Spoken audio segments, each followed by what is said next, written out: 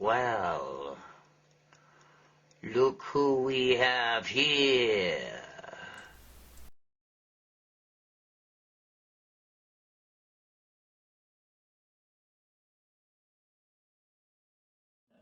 There are a few remnants of original inhabitants on Mars.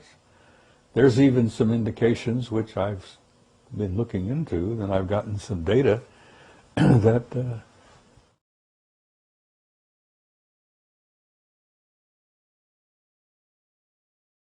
Well, look who we have here.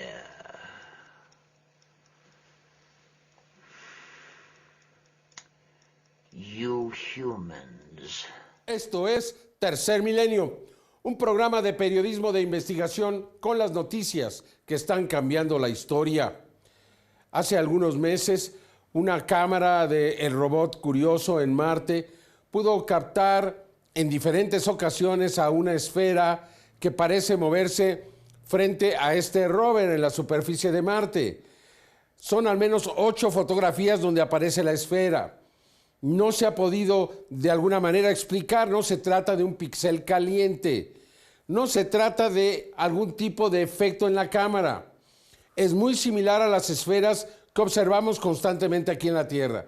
Por tanto, se trata de una evidencia inteligente en el planeta rojo. Fernando Correa. En esta investigación le presentaremos una esfera luminosa en Marte que fue observada moviéndose muy cerca del robot Curiosity. Se trata de 8 fotografías en las que aparece este no identificado que nos muestra la posibilidad de que en Marte existan esta clase de esferas de luz que algunos investigadores llaman orbs. También en el último mapeo de la superficie de Marte, las imágenes de alta resolución revelan la presencia de una posible antigua ciudad en ruinas. Un rectángulo perfectamente trazado que posiblemente representa el trazo de una ciudad que ahora estaría semienterrada en las arenas de Marte. Comenzando con las fotografías que muestran una esfera luminosa en Marte, esta secuencia originalmente en blanco y negro fue obtenida por la Hazard Cam a bordo del robot Curiosity durante el Sol 527 de esta misión, fecha que equivale al día 29 de enero del 2014. Durante 15 minutos la esfera aparece en 8 tomas diferentes, como si estuviera recorriendo la superficie de Marte, como si estuviera investigando lo que está haciendo el Curiosity. La NASA no ha dado explicación alguna de estos fenómenos. No se trata de un píxel caliente o un punto en la imagen. Tampoco es el efecto de un rayo cósmico porque está cambiando de lugar. Estas son imágenes únicas entre las miles de fotografías del Curiosity.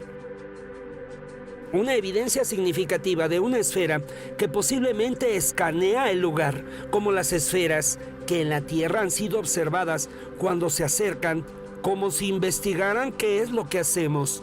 El 19 de octubre del 2007, en la Ciudad de México, el Skywatcher Arturo Robles Gil captó cuando esta esfera se acerca a los edificios y luego se eleva y se va. También en Rusia, el 3 de marzo del 2006, una esfera con movimientos controlados se acerca a una ventana. Observe con atención. Смотри, как интересно, что это за шарик такой? НЛО, может быть? Да какие НЛО? Разве бывает НЛО? Смотри-ка, он двигается, да? Ну, я тоже сниму. У всех этих орудий были собраны Ух ты.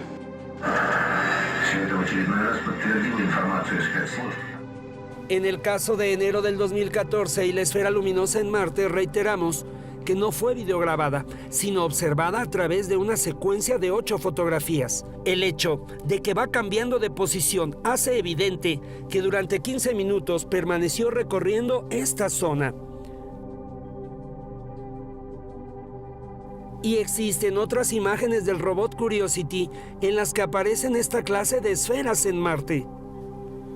Observe. El 20 de junio del 2014, a las 13 horas y 8 minutos y 4 segundos, la cámara de navegación captó esta esfera luminosa. Luego la esfera cambia de lugar. Después de 31 segundos, es captada en la segunda imagen.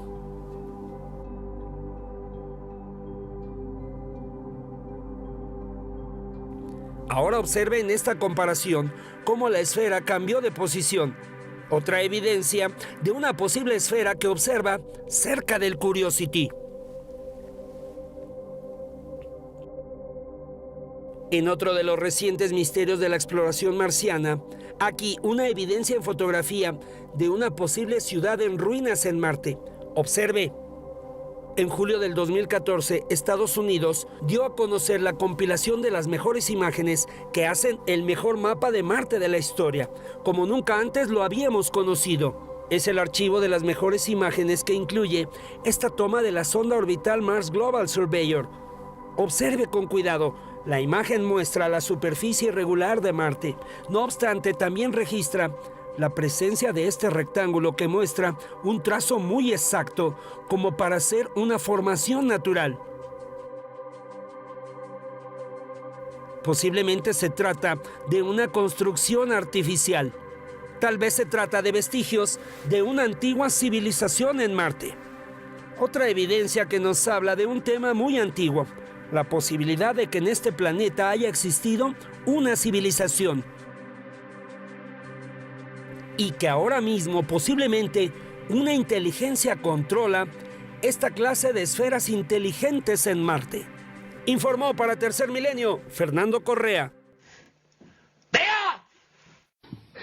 My name, as I said, was Paul Hellyer. I'm a former Minister of National Defence for Canada. I served in 3 governments during a total 23 and a half years as a Member of Parliament. Although as Minister of National Defence, I had sighting reports of UFOs. I was too busy to be concerned about them at the time because I was trying to unify the Army, Navy and Air Force into a single Canadian Defence Force. And that itself was a kind of battle to the finish. So this was not high on my agenda. But about 10 years ago, I started getting interested due to a young man from Ottawa sending me material on the subject. I told him I was too busy to read it, but he had confidence that someday I would. He sent me a copy of Colonel Corso's book, The Day After Roswell. It took me a while to get around to reading it, but I took it for my summer reading in 2005 and was really impressed with what was contained in it. And what I thought to myself is there are huge issues here, huge issues. And the American people and the people of the world have a right to know what's going on because they're part of it. It's not just an isolated thing.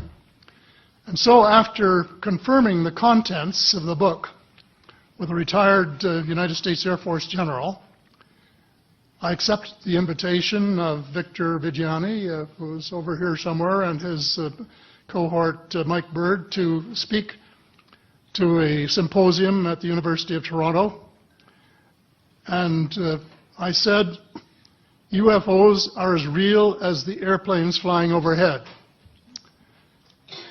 That gave me the dubious distinction of being the first person of cabinet rank in the G8 group of countries to say so unequivocally.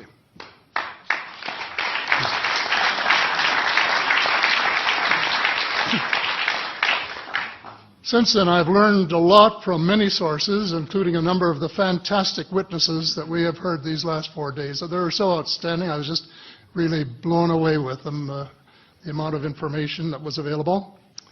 And I appreciate every single one of them. But because I'm not a ufologist, I'm a politician, there are only a few things that I want to add in that particular realm. First is that about in the 1960s sometime, there was a flotilla of UFOs headed south that crossed into NATO territory in Europe. And the Commander-in-Chief of the Supreme Allied Headquarters in Europe was naturally very shaken. Fortunately, or maybe divine providence, before the panic button was pushed, the flotilla turned around and headed back north. Obviously, they had thought maybe they were Russian, and they were very concerned about it. Anyway, the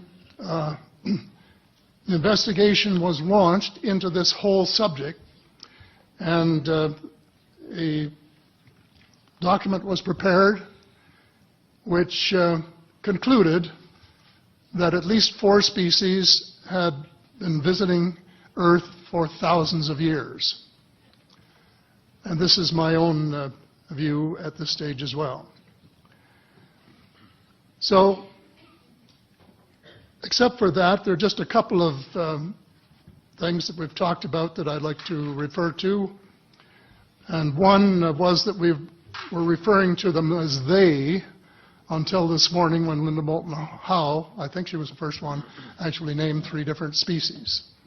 I have brought my latest book called Light at the End of the Tunnel, A Survival Plan for the Human Species, as an aide-memoire, and I name 5 different species here.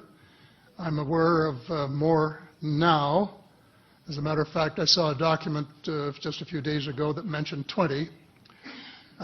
And I think you, Mr. Chairman, were interested in some of the places they might come from. And I have in here Zeta reticuli, R-E-T-I-C-U-L-I, reticuli, the Pleiades, Orion, Andromeda, and the Altair star systems. So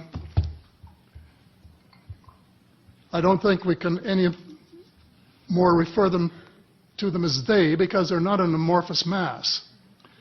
They are different species and consequently may have different agendas. I don't think we can say that they all have the same agenda any more than we could say that the United States, China, and Russia had the same agenda. Our real interests may be very similar, but as of now, our perceived interests are still quite far apart. One more observation before I begin what I want to say, and that is that we spent quite a bit of time talking about the 66-year-old cadavers. And I was glad to have Linda this morning finally say that there are live ETs on Earth at this present time, and at least 2 of them probably working with the United States government. The other species that I learned about not too long ago was called the tall whites. And this is when Paula Harris broke the story just a few years ago. And through her good offices, I had the chance to talk for about 3 hours with former Airman Charles Hall and listen to this absolutely fascinating story of how he was working with, first of all, he was scared out of his skin, but after that, when he got to know them, how he was working with, and finally they became to trust each other and have a good working relationship with the tall whites at the gunnery range at Indian Springs in Nevada. And these tall whites were living on United States Air Force property and working in cooperation with the United States Air Force and sharing technology with them. He wrote a book, incidentally, called Millennial Hospitality. There are 4 different versions, but Paula says that Millennial Hospitality number 2 is the best. I think that's the one I read, and it's a very interesting read if you want to sort of get inside the problem of what it's like to bump into these people floating across the terrain in the desert. Well, enough on that.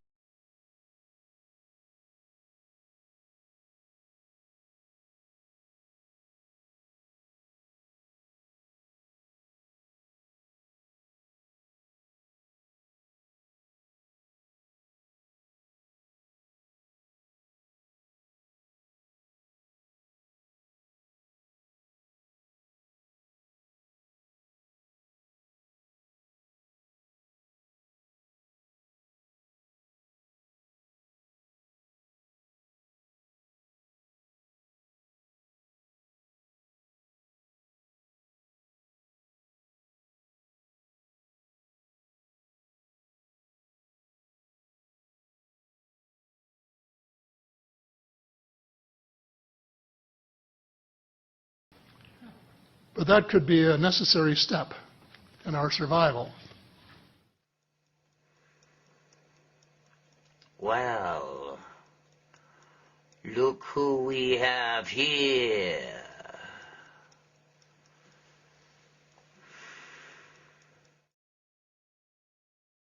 There's actually plenty of water on Mars. Check this out, people. Curiosity latest discovery should pour water on any reservation you might have had about our inevitable move to Mars. In a game-changing turn of the red planet viability for human exploration and settlement, the plucky rover has found that Mars has practically unlimited supplies of water. Turns out the surface soil on Mars is 2% water, meaning every cubic foot contains around 2 pints that could be extracted to help sustain Earthling pioneers. For me, that was a big wow moment. Laurie Leshin of Rensselaer Polytechnic Institution in Troy, New York, who led a study of Curiosity's first major soil analysis, told Space. What's up for April? Mars at opposition, a lunar eclipse, and April's Lyrid meteor shower. On April 8th, Mars reaches opposition in its nearly 2-year orbit, when it's directly opposite the Sun in our sky. This year, Mars will be closer to Earth than it has been since 2007. Mars rises in the east in the early evening and is visible all night long. The viewing will be best a little after midnight, when the red planet reaches its highest elevation. Some of the famous dark markings and possibly the polar cap will be visible, even in a small telescope. The next Mars oppositions happen in 2016 and 2018, when Mars will be even closer to the Earth and will appear even more impressive in the telescope.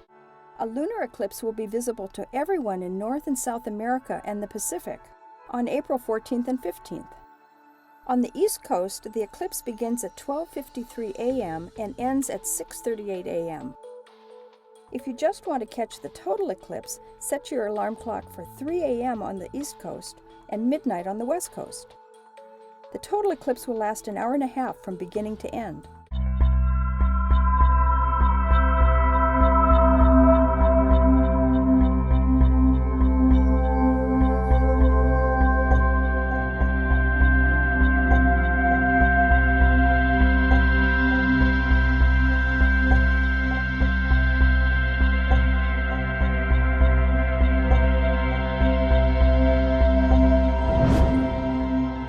Familiar constellation Lyra rising in the northeast at 10 p.m. It'll be high overhead by 4 a.m. This month's Lyrid meteor shower peaks on the nights of April 22nd and the morning of April 23rd, but you'll spot some Lyrids any night between the 16th and the 25th. The peak rate is expected to be 15 to 20 meteors per hour. The third quarter moon rises an hour past midnight, brightening the sky, but the moon will only obscure the fainter meteors. Luckily, the Lyrids are known to produce bright meteors, many with persistent trains. If you're under a dark sky, you can't miss the beautiful River of Stars near Lyra, a spiral arm of our Milky Way galaxy.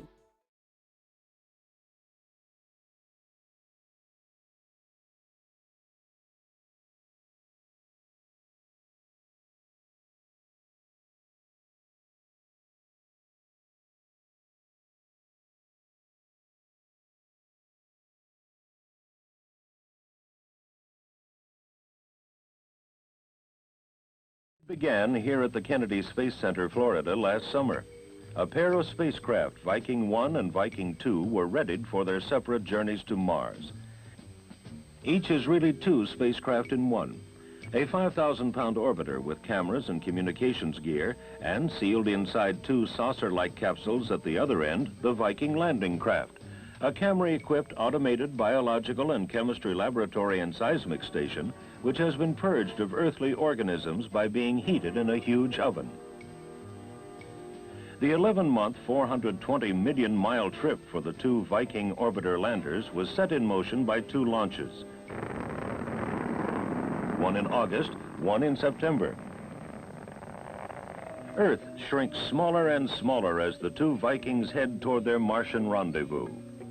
Then, braking rockets fire on command, slowing the first Viking explorer enough that it goes into orbit around Mars.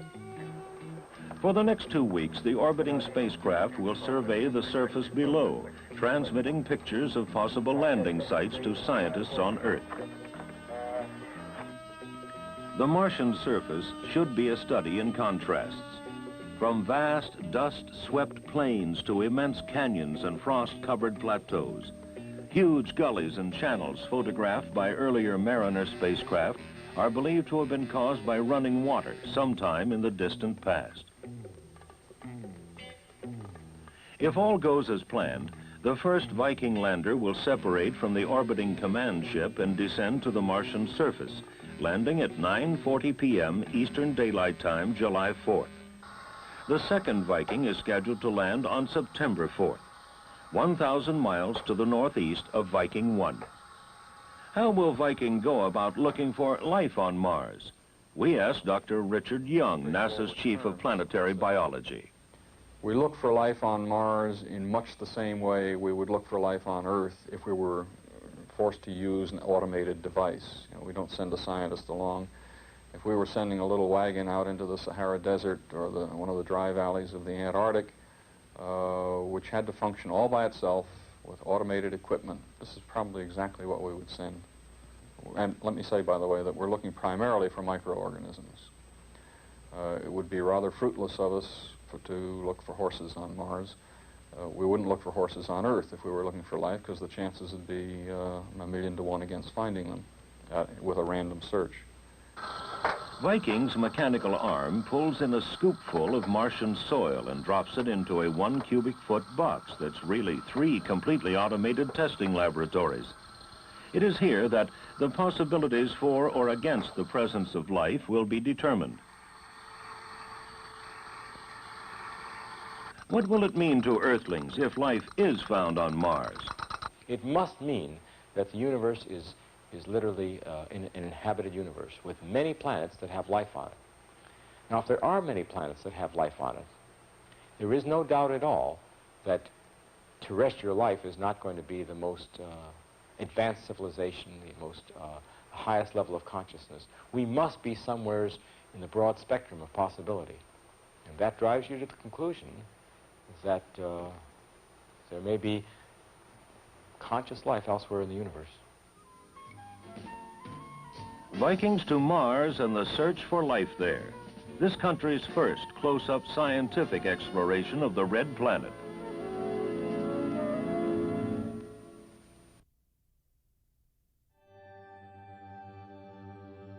Mars One will establish human settlement on Mars in 2023.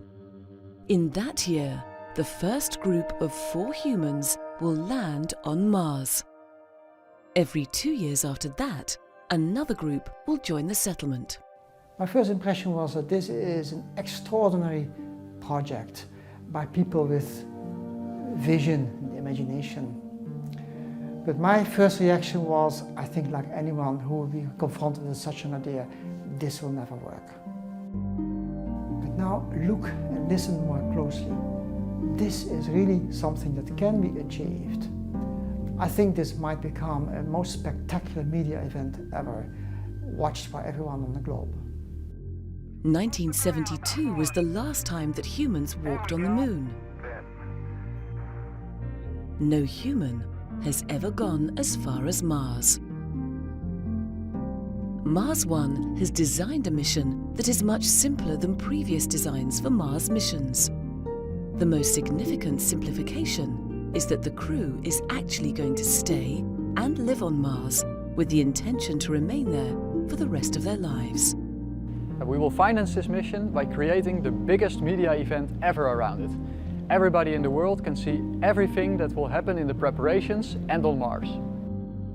This is going to be a media spectacle. Big Brother will pale in comparison. The whole world will be watching and experience this journey. Mars One paid visits to major aerospace companies around the world. In these meetings, they confirmed to us that they can supply the required equipment. For every component, we have at least one potential supplier. All these suppliers have written letters of interest for Mars One. As for financing, this is going to be a private enterprise. Only private firms are going to contribute. No political mumbo-jumbo, no taxpayers' money will be involved.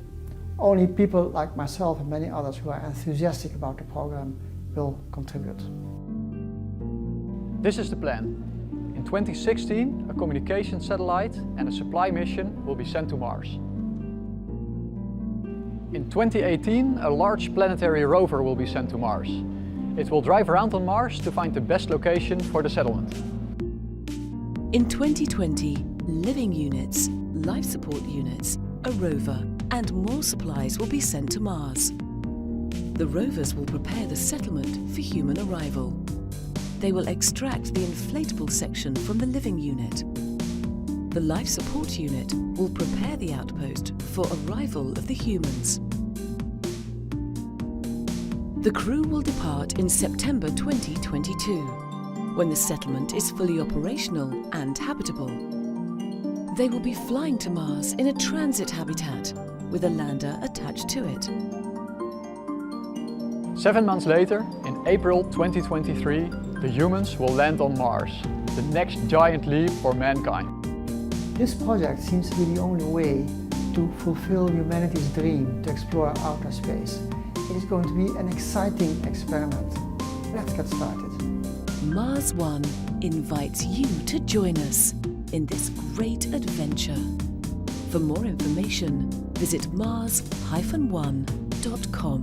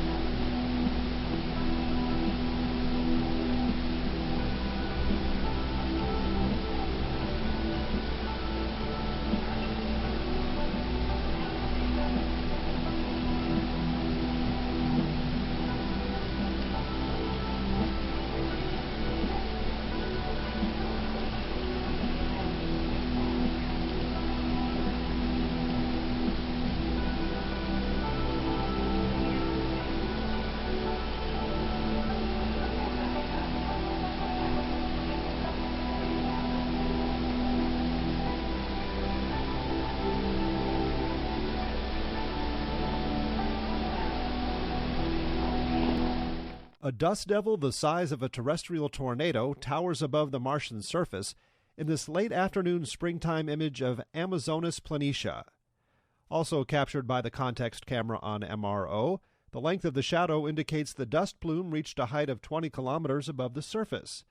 Despite its gargantuan height, the plume is only 70 meters in diameter, giving it a snake-like appearance that is twisted by high-altitude winds. Now, what would happen if you were caught in its path? Because the density of Mars' atmosphere is so low, even a high-velocity dust devil is unlikely to knock you over. However, you might be blasted by any sand or dust particles carried along by the dust devil, and that might frost the visor of your spacesuit quickly if you were caught outside by this monster. Okay, here we are. This is the big one. And I'll show you the mod in a minute. But right here, we have total freaking proof that there are plants on Mars. Like I said, this is not as voluminous as the other one, but we have plant leaves. The cast shadows are right out here in the open. They're well up above the rock. This is the best I've ever seen. This is the best evidence I've ever seen, because it's a very clear, totally unequivocal photo. Alright, if you're going to, if anyone is going to tell me that's a rock, then you are mentally ill. I'm sorry. You've got to, there has to be some kind of standards here. standards of decency, standards of honesty. And despite the dogma, I cannot possibly translate this into anything but a plant. Yes, I'm Dr. Alan Kozlov from Toronto, and I believe I may have found a second possible phenomena, structure, whatever you want to call it, on Mars, not too far from the original base that was found. Anyway, I have the coordinates as, and I'm not very good with this, so please forgive me on this, 62 degrees, 52 minutes, 34.85 north, and 0 degrees, 19 minutes, 19.29 degrees east. And I've put them up pictures here on the YouTube. I have been searching the area, and they're not far from each other, but I searched the area below the 4-kilometer altitude because it's very hard to see below 4 kilometers. They look very similar, and the size, the first base was about 187 meters long. I estimate this one at 294 meters long. So let's keep looking for these phenomena, and this one looks very similar to the first one. So let's keep going, and I think we might find more. I'm trying to figure out what the heck it is. It's fascinating, and I'm going to keep looking every day. You can see that from the picture here that they look very similar with the markings, the color, the sections, and so let's keep going, guys. Don't let the government try to tell us that this isn't anything, because I think it's something. And we'll be in touch.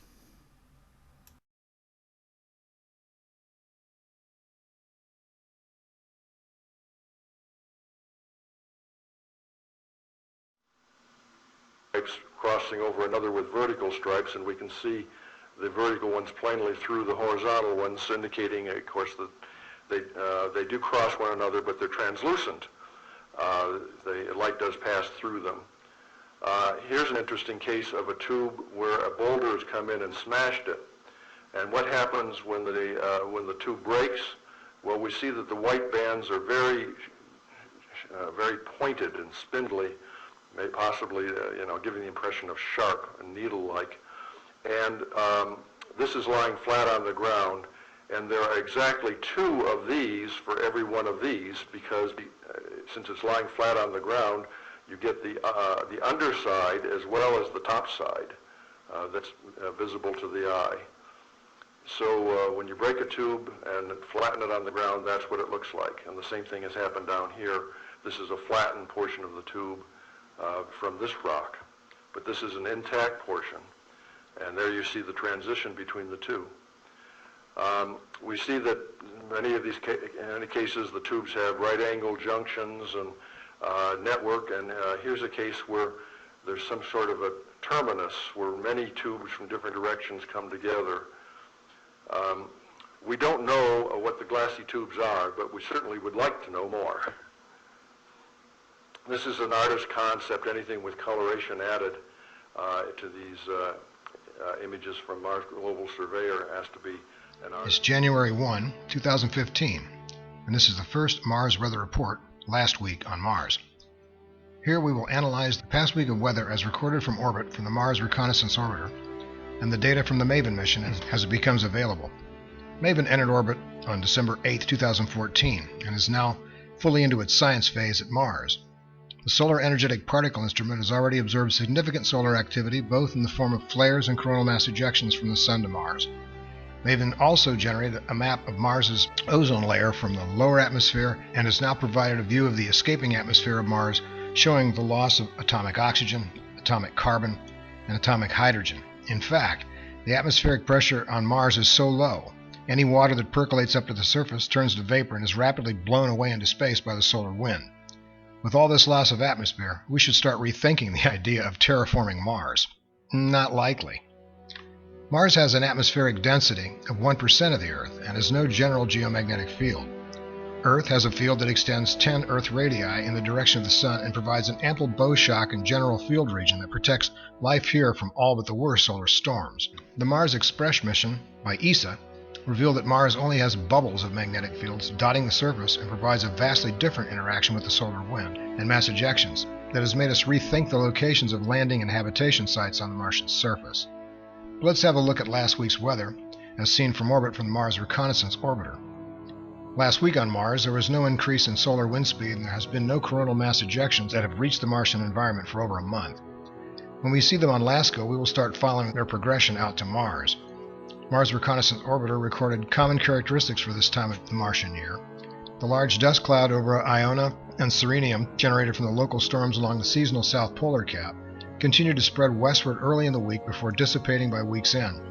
Short-lived localized dust storms were observed in Chryse, Salus, Serenium, Cimmeria, Assidius, and the Phlegra Montis. High-altitude clouds occurred frequently near Eos, Chasm, and Valmerinaris, and northeast of Hellas. Water ice clouds associated with the North Polar Hood continued to be the predominant weather feature over the northern plains, with an occasional lee wave cloud, known for their ripple-like appearance, were observed on the eastern side of topographic highs, craters, and ridges. The southern extent of the polar hood stretched over Acidalia, Deuteronius, and Utopia. Afternoon conditions in Valmerinaris were hazy. Both rovers Curiosity and Gale Crater and Opportunity on Meridiani Planum experienced storm-free afternoon skies throughout the week. The bizarre Martian magnetic field densities to the west of the Tharsis region provided some protection from the ongoing solar wind streams that reach the Mars orbit and are evidently affecting the unprotected surface regions with greater severity than the magnetically protected region. Seen here from the ESA Mars Express mission, the bizarre auroral display was imaged once the spacecraft entered orbit and revealed the field regions in the area southwest of the Tharsis Shield region. As previously discussed, these bubbles of magnetic fields may be the only possible locations offering protection from solar radiation for manned missions to the Red Planet. They apparently moderate weather as well. The field directions, nanotesla intensity, and regions have been well mapped at this point, as seen in this projection. The strongest is about minus 60 degrees south latitude and 180 degrees east longitude, seen here in the magnetometer map southwest of the Tharsis region, about midpoint between the Hellas region and the Argyll quadrangle. The nanotesla strength field direction map shows the strongest magnetic field strength is centered at minus 45 south latitude, 180 east longitude. This is a likely site for the highest level of long-term habitation protection on Mars. Unfortunately, none of the American rovers currently on the surface are in this area and cannot directly monitor radiation effect comparisons.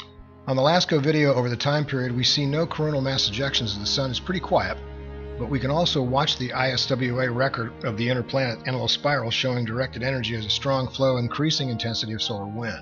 Mars has a 95% carbon dioxide atmosphere and only reaches 70 degrees Fahrenheit at the equator in the middle of the summer, so atmospheric carbon has little, if anything, to do with atmospheric heating. On Earth, heating occurs by solar input, then carbon increases. If it was the other way around, the global warming gang would have an argument. They don't. Just like on Ben Davidson's Suspicious Observers site, it's the sun affecting planetary atmosphere, not carbon. There is no petrochemical industry on Mars, and the Martians aren't driving cars and operating coal-fired plants. And Mars is in a deep freeze most of the time. Pollution is the problem on Earth, not carbon, and we agree with Ben. It's the same on Mars as on Earth. Only the sun can significantly change a planetary's atmospheric temperature. So here are some shots of the rovers operating on the surface to close. It's the 3,191st day of the mission since orbital insertion of the Mars Reconnaissance Orbiter. It's winter in the Northern Hemisphere, and solar noon at Mount Olympus. See you next week with another Mars weather report from the ongoing data stream from orbit. We will be adding the MAVEN data as it becomes publicly available, but in the meantime, keep looking up and out there.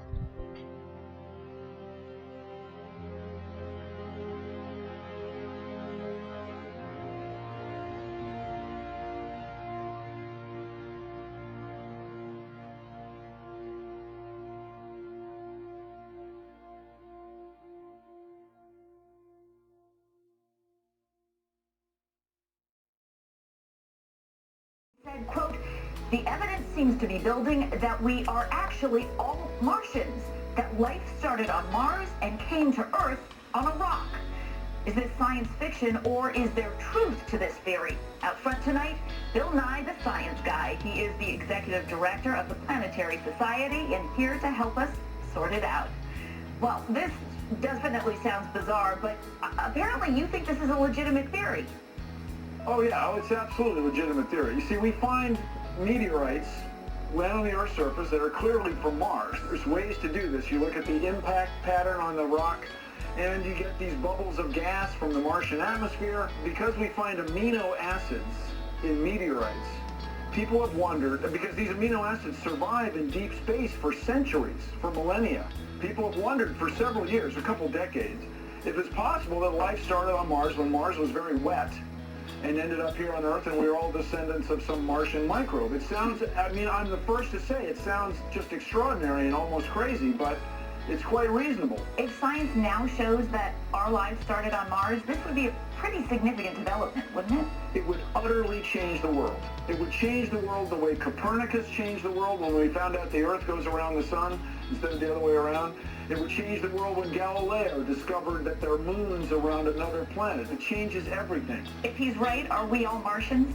It's very reasonable. I mean, it's very reasonable. But if he's right about the chemical process, that doesn't necessarily mean that we started on Mars, but it means that it's reasonable that maybe life started on Mars. Man, if we could go somewhere near the equator of Mars on a summer Mars day and look at some slushy, super salty ice and find molybdenum dioxide-enabled Martian microbes, it would change the world. And there's one way to make sure you never find them, and that's to not go looking.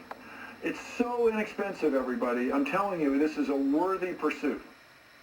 Bill Nye, the science guy, thanks so much. So people, you all heard what the scientists say?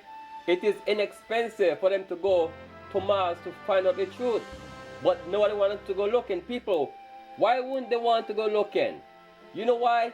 Because it's the greatest secret they want to keep from us. Okay? That some people here on Earth amongst us are aliens. Not all of us are. But some of them are. Okay? I ain't calling no names, but some of them are. They don't belong here on Earth. But anyway, the point is, people, we all know that. This is a picture from the new Mars rover Curiosity. And interestingly enough, it's sending back video that's showing objects moving on the horizon, and large objects there 1 minute and gone the next. Okay, now when we look at the following video, we want to look at this area right here for a moving object going upwards, and then after that there's another object moving across the horizon in the direction of that arrow. So we want to watch for both of those. And I'll play the video coming up now. Okay, hopefully you're able to see this and didn't get lost in the upload. See the object going from bottom to top? It starts right at the edge of the horizon. Okay, now here is the other object that goes all the way across. These are really small in the video, so you have to look closely, and hopefully the quality didn't get lost in the upload. That's what I'm hoping. There's definitely something moving, and they're moving really fast. I'll get a close-up here now. Hopefully you can see it better. Really interesting. It's going to be interesting to watch this camera. I hope you all are safe. Godspeed. I'll talk to you all again soon. You said that Egyptian civilization looks as if it just appeared out of nowhere from a legacy somewhere else. Out of nowhere, just out of the blue. Suddenly, 1 minute they're making relatively humble, simple structures, and the next minute they're building something like the Great Pyramid. Well, this gets into the fact that the capital city of Egypt, of course, is Cairo. And what does the word Cairo mean? Well, that means Mars. Right. It means Mars. So now, as we go into that, people who might have been with you up until this point, now we've gone even further into the fringe. But what is your feeling of connection between Mars and... My work all the way along the line has been work of synthesis, bringing together the research of many people who work in this field. And I was absolutely intrigued by Richard Hoagland's work on Mars. and on the monuments of Mars, and I felt that it was worth considering that seriously. And the book, The Mars Mystery, which again Robert and I wrote together, does look at this. Now we are not necessarily advocating an extraterrestrial origin to ancient Egypt. We're saying that something interesting is going on, and let's look at all the evidence. My side of the Mars Mystery was to look primarily at the evidence for cataclysms in the solar system. It seems that the planet Mars, possibly quite recently, was hit by a devastating cataclysm. Something ripped off half of the crust of Mars and just lost it. I mean, something absolutely catastrophic happened there. It's quite possible that something equally catastrophic could happen to our planet when you look into the issue of near-Earth asteroids and long-period comets whizzing around the solar system at vast speeds.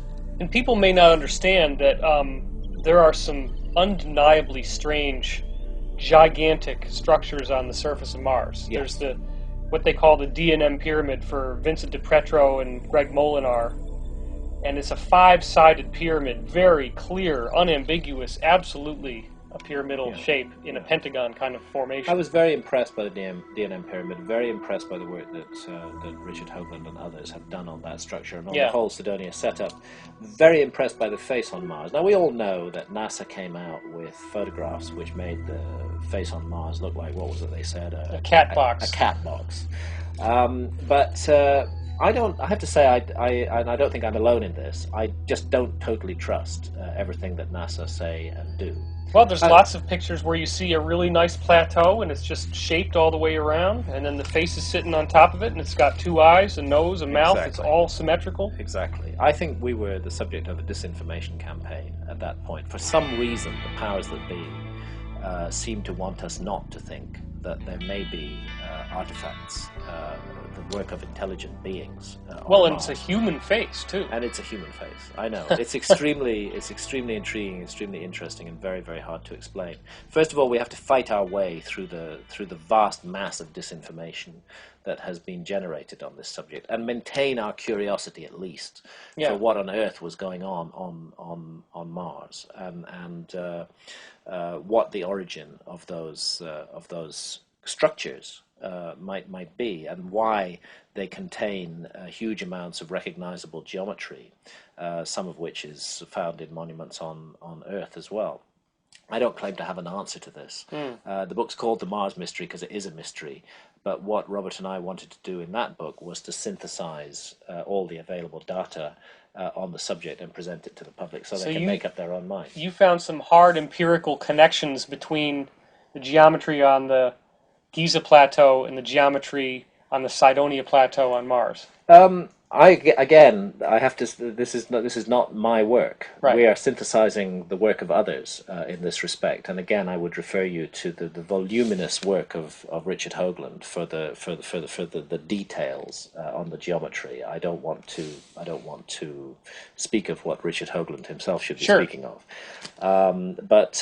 There's evidence for very, very curious similarities. And the whole, again, Richard Hoagland, the whole 19.5 degree thing when you come to Teotihuacan in Mexico, sitting at 19.5 degrees north of the equator, and the presence of pyramids on that site. My feeling is there just is something that hasn't been properly explained to us. I find it very frustrating. I find it very annoying. I still think that the face on Mars is a face. I'm not at all convinced by the material that NASA put out there. Sure. And I think we are going to get to the truth on this sometime in the future. Now, are we dealing with an extraterrestrial civilization? Are we dealing with a human civilization that somehow got to Mars a very long time ago? Who knows? Who knows the answer to that question? Right. I don't have anything against extraterrestrials. I think the universe is full of life. I actually think that's what the universe is for. I think it's a home for life, a home for experience. But I haven't found it necessary in my work to go down the ancient astronaut route.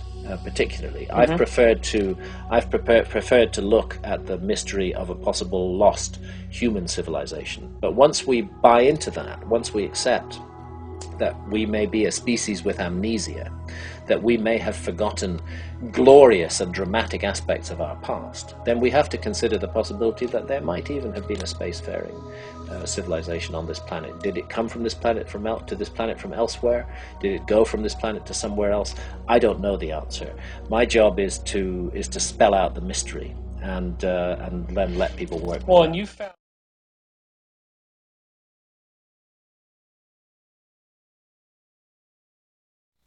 When one takes the images and turns down the brightness but increases the contrast, geometric patterns appear on the crater floor.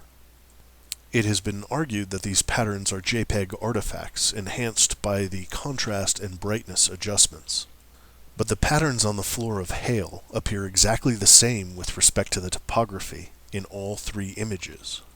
We can perform a quick study of this around a feature I will call the spade. The spade is here outlined in blue, and next to the spade we have the flag with two airplanes flying overhead. Behind the flag we have the anti-aircraft gun shooting at the two planes. Over the anti-aircraft gun we have the dialogue box for the gunner, who's screaming something like, "Get some!" And off to the right we have a J for JPEG artifact. In the next image, the area of the spade is upside down, so we'll flip it 180 degrees, and we can see the flag, the anti-aircraft gun, the dialogue box, and the J for JPEG artifact. And finally, the third photograph. The flag, the anti-aircraft gun, the dialogue box, and the J. Since JPEG artifacts cannot appear the same in multiple photographs taken of the same area from different angles, the skeptic's argument must now become one of three-dimensional rendering. In a three-dimensional rendering, all of the relative heights of the surface features are mapped in a colorless plane. A single photograph of the area in question is then applied to this plane. Multiple images can be rendered from different angles of the area in question. This argument requires that a single original photograph be used in all three of the ESA's images in order to explain the consistency of the image artifacts. The game now becomes one of finding the differences as opposed to the similarities in the images of Hale. In this area of the crater floor, the geometric patterns appear very blurred. However, in this photograph we can see that there is no such blurring.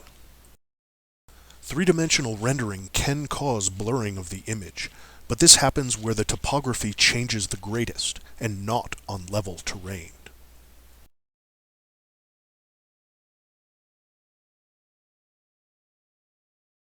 A second difference in the photos is found here. In order to give some context, we will mark the hills surrounding the anomaly. The red hill, the green hill, and the three rocks. Here is another flag, and the area of interest is in the center. This we will call the silo. And in the second image, the area of the anomaly again will be marked with the red hill, the green hill, the three rocks. The flag is seen, and the silo. However, when we reach the third photograph, problems start to occur. The red hill, the green hill, and the blue rocks are all still present and accounted for. The flag is still nicely in place, but the silo is now absent without leave.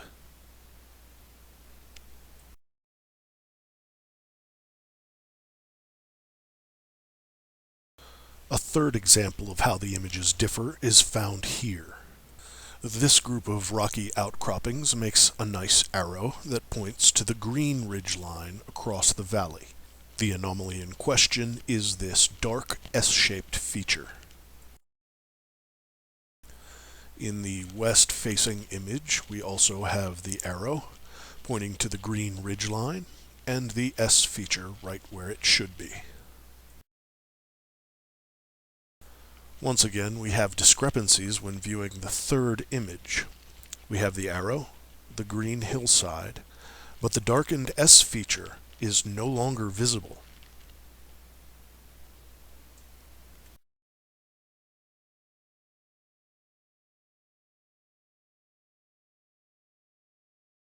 If we all assume that the ESA is on the up and up, then these three examples prove that the three ESA images cannot be three-dimensional renderings based on the same original photograph. It follows that if the three ESA images cannot be based on the same original photograph, then what the skeptics have called JPEG artifacts cannot be JPEG artifacts. They must be an accurate representation of what is on the ground on Mars.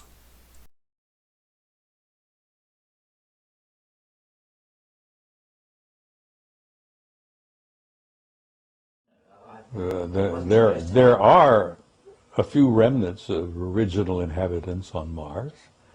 There's even some indications, which I've been looking into, and I've gotten some data that we're playing host to a bunch of Martians here on this planet. Well, look who we have here. I know it sounds crazy. Nibiru slams into Tiamat. It is a little more held together. It's older, and so it is coalesced more. It holds together. Tiamat is shattered in two, blown apart, torn in half. And that the lighter outer crust, the crust with the water on it, is scattered in all directions. Boom, just an explosion, the lighter crust, and goes off with the water. Now, one of the great mysteries of modern-day astronomy is comets. Comets make no sense for this reason. They come from all over the place. In a linear universe, when, the great ball of a primordial cloud of dust and gas swirling around flattens out into a pancake to make the solar system, that's the ecliptic. Everything formed in the ecliptic should be in the ecliptic. Nothing should be out of the ecliptic, and yet comets come from all over the place. So they had to be removed out to where they are some kind of way, but we don't have any idea. So they come up with this fantastic thing called the Oort cloud, which is so far away you can't imagine. The Oort cloud is one of the biggest jokes out there. And that's how they explain comets, because they can't explain them any other way. But the problem with comets is they have water in them. And anything out in space is not going to produce water. You produce water by being a cooling planet with lava spewing up the steam and stuff like that, and it condenses, etc. So comets have to begin in a planet. Now, this explains it, I think, plausibly well. Nothing that they will throw at you to explain comets will do it. All right. Number two, the other great mystery, the asteroid belt. What they say is that the inner viscous magma inside Tiamat in the collision was strung out the bowels of the planet. The guts were ripped out and strung out and broke into little pieces. That's the asteroid belt. They called it the hammered bracelet. We call it the asteroid belt. But there it is. And that's a fairly plausible explanation for it. Again, this doesn't make sense because, as you heard, the exploded planet theory. Problem is, when a planet explodes, it ought to just go boom everywhere. It shouldn't be hanging around. Doesn't make sense for a number of reasons. Okay, now, the third one is Pluto. Pluto's a problem because it's, as you've all been hearing lately, they're trying to downgrade it. It doesn't belong. It doesn't fit. It has an orbit that's not like the others. It carries inside the orbit of Neptune, and it's 17 degrees off the ecliptic. Again, nothing should be off the ecliptic. What they say is that Nibiru, as it swung around, it pulled Pluto away from Saturn, its original home, and dropped it out where it is now. Now, all astronomers know Pluto is not a natural planet. Well, look who we have here.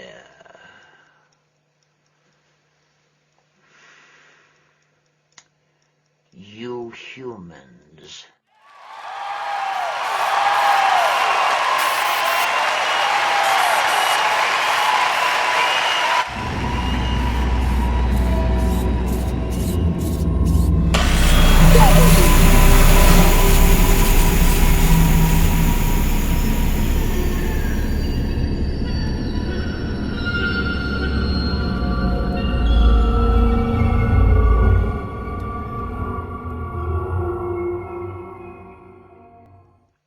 Well, look who we have here.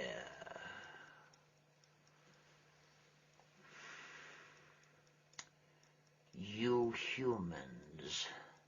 You humans are going to be extinct. You will be no more. And the reason why is because the human race has become a parasite on this earth, and you must pay. You will pay dearly for everything that you touch. Either becomes dead or dissected because you want to experiment and see what is inside, like the curious little parasites that you are. Your day is near. Your day is so close that it's making my mouth water as we speak. Yes. A lot of people call me a gargoyle, but I am known as the DIA Demon. You can find me at the Denver International Airport coming out of a suitcase, in which one of the locks says D and the other one says R. What does it mean? Well, these are clues. These are clues for a certain number of people to survive. And deep below DIA, there is chambers for your pathetic human race to survive what is coming. Your day is near.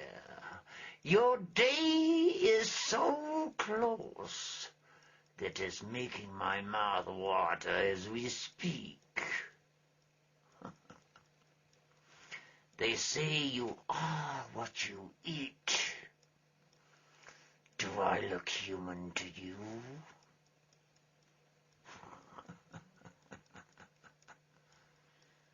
Yes, I didn't think so. So do know